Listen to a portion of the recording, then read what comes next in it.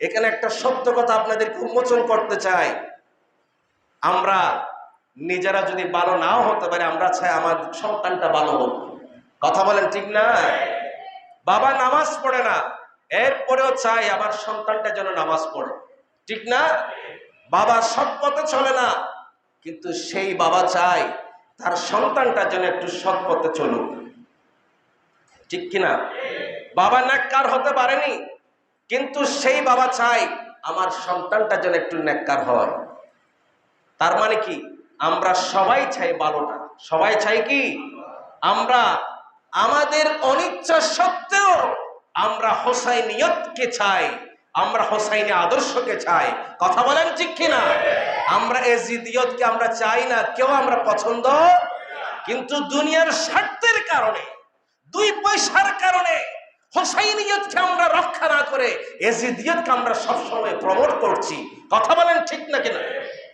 এজিদিয়তকে আমরা লালন করতে চাই, অথচ ভিতরে আমাদের হৃদয়ের ভিতরে যে আরেকটা জগৎ আছে, সেই জগতে আমরা চাই আমি সত্য, আমি নেককার, সৎ হতে না পারলেও, নামাজি হতে না পারলেও আমি চাই আমার সন্তানটা যেন নামাজি হয়, আমি চাই আমার সন্তানটা যেন নেককার হয়।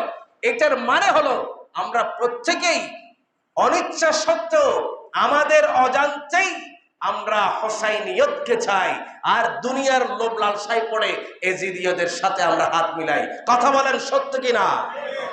সম্মানিত হাজরিন, আমরা যেহেতু সবাই হোসাইনিয়তকে চাই, তো আমরা আজকে জানবো যারা এজিদিয়তের পক্ষে অবস্থান নিয়েছে তাদের কি পরিণতি হয়েছে।